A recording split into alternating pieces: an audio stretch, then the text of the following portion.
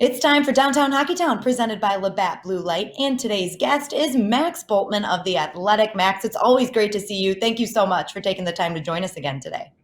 Hey, yeah, thanks for having me anytime.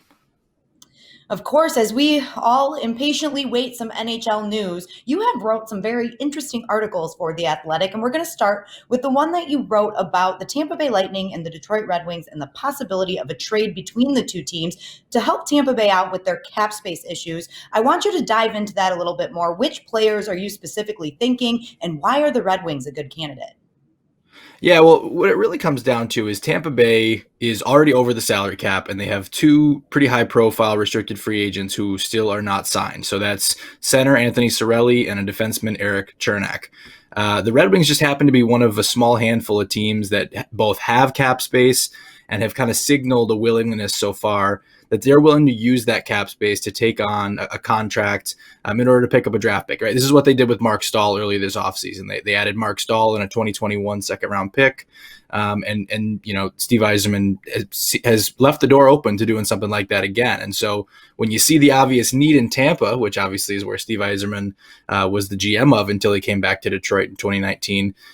You can see a real obvious fit there for a potential deal. And so my colleague Joe Smith and I kind of talked through, well, what could make sense here? Maybe something with Tyler Johnson or Alex Killorn, two veteran forwards who are among the higher earners on the Tampa Bay cap sheet, who if they were able to move out those contracts, they could be able to get a deal done with Cirelli and Chernak. And so just talking kind of through that and what the possibilities are. Nothing real concrete. We're just kind of speculating here. It is speculation season since nothing's going on. But yeah, that's pretty much the bare bones of it. But the bare bones, but I kind of like your thinking. I mean, not only were you saying, okay, Johnson and Killorn, but the Red Wings are going to get a number one draft pick out of this too. Well, I mean, that's what Steve Yzerman is in the position to ask for, in my opinion. I mean, I think when you see he got a second round pick for 1 year of Mark Stahl, if you're looking at taking on multiple years of a contract that's $4 million or higher, even though those players that we're talking about, Johnson and Killorn, are good NHL players, Tampa Bay is going to have to make a move in order to get their guys signed. Now, is it possible that they're able to make a deal with someone other than Detroit and move one of those players who could help a contender?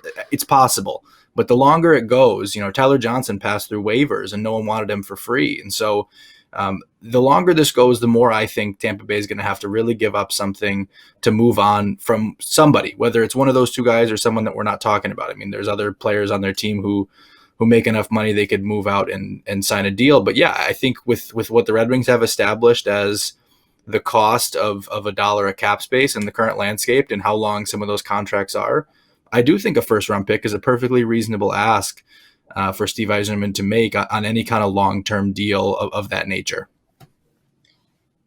Max, obviously the ties between Steve Yzerman and the Tampa Bay Lightning, and as you said, it really does make sense. It seems like a good fit for those two teams to make a trade, but you did say Tampa Bay could make a deal with another team as the Red Wings could make a deal with another team. So the question I want to ask you is the roster that we see for the Red Wings right now, is that going to be the same come puck drop, whenever that may be?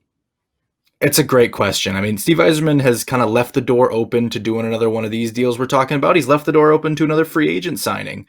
I bet there's one more move out there. I don't know what form it's going to come in, but I do think there's probably one more move out there. I think this roster is a pretty good approximation of what you're going to see come training camp, but it would not surprise me at all if there's one more name being added into the mix between now and whenever people are finally taking the ice again together at the Belfour Center.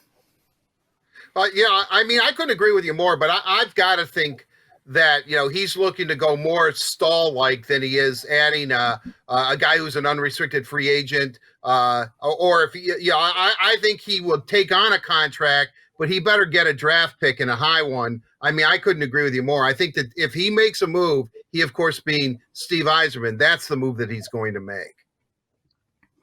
Yeah, I mean, they're in that kind of position. That's good. Hey, Max, I have to ask you this. As we know, you are, a native son. You're a Grand Rapidoid or whatever natives of Grand Rapids are called. Grand Rapidian. We know that on Rapitillion, did you say? No. Rapidian. Rapidian. A Grand Rapidian. Okay, sure. Why not? It works. With that said, I said last time that if you drive in certain parts of Grand Rapids, on the Welcome to Grand Rapids sign, it says Home of Max. You are a one-name celebrity in your town. But I also found out that what makes you beam with pride about being a native reptilian or whatever you just said is that it is the home of the wet burrito with red sauce. I mean, do you eat wet burritos constantly? I am a big fan of them, I have to admit. I mean, it's kind of one of those fun facts about my beloved Midwest hometown that no one ever believes.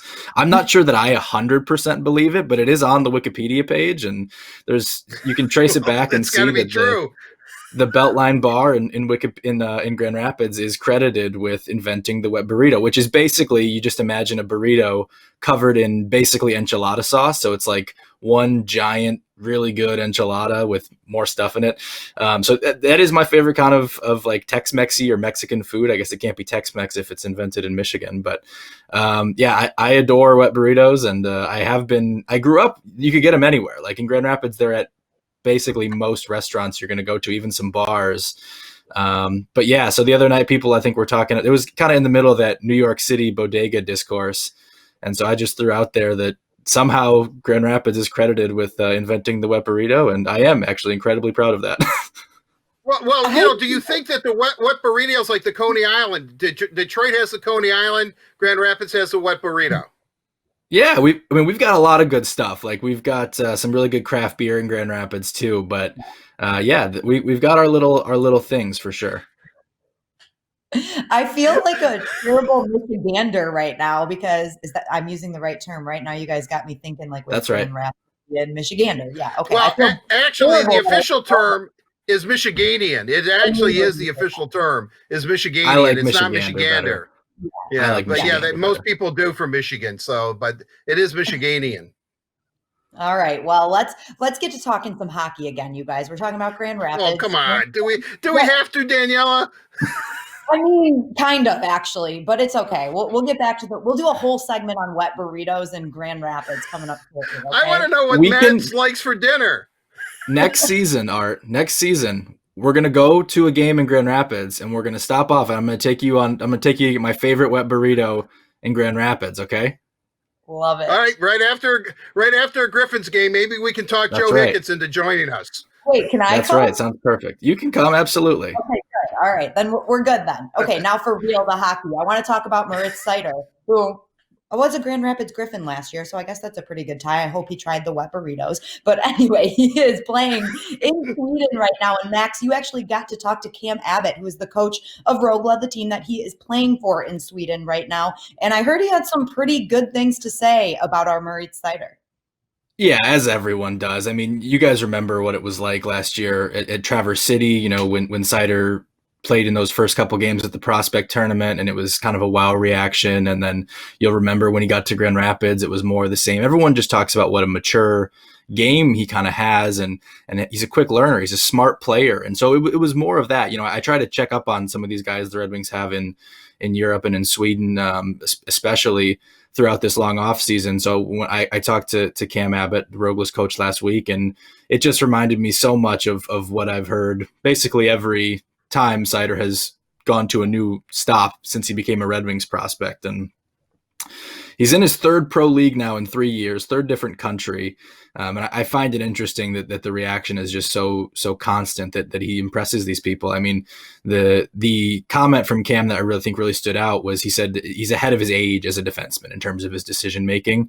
He talked about how well-rounded his game was, and really more it's his attitude as something that's going to serve him really well.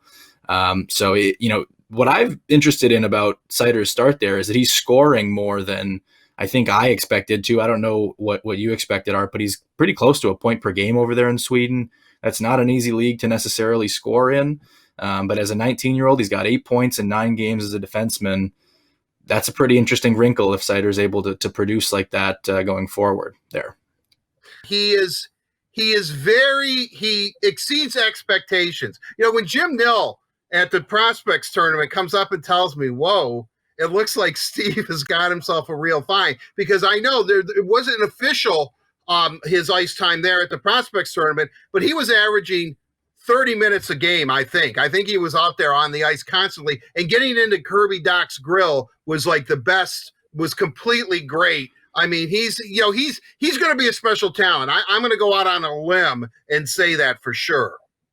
Yeah, you bring up that Kirby Doc game. I was going to bring up the same thing. It's like, you're not quite sure what you're going to see out of this kid. And then not only is he playing well in this game, he's physically going toe-to-toe with Kirby Doc, the 3rd overall pick in that same draft. They're two big guys, and they're just going at each other the whole game physically. It jumped off the ice, and it was kind of the game within the game. And you have to think, like, for a defenseman with his size and his intelligence, if he can get under guys' skin like that, if he can impose himself physically and he can make the smart play, there's just really not that many guys who have all of that in one package in the NHL.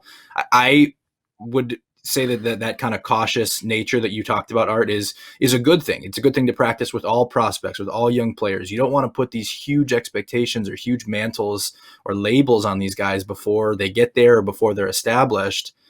But everywhere Moritz Seider goes, he gives you a little more reason to think it's possible. So I'm not going to say it's a definitive thing, but I do think it's seeming more and more possible by the week, by the month, by the season, that Moritz Seider looks like he's going to be a really good NHL player someday. Boy, do we hope so. It's exciting to follow him and can't wait to see him actually in a Red Wings uniform. Max, thank you so much for taking the time to join us again today. It's always great to chat with you. Hopefully next time we have you on, we're talking about a Red Wings season and puck drop just a few days away. And digging into a burrito. That's the other stipulation. We know you've got one right in front of you right now. Right off camera. You get some delivered from Grand Rapids. Uber Eats all the way to Right. They're sent frozen. There you go. Well, Max, thanks again. And of course, a big thank you to Labatt Blue Light for presenting Downtown Hockeytown. Labatt Blue Light, refreshing Canadian Pilsner. Visit your local retailer when safe to pick up some Labatt Blue Light.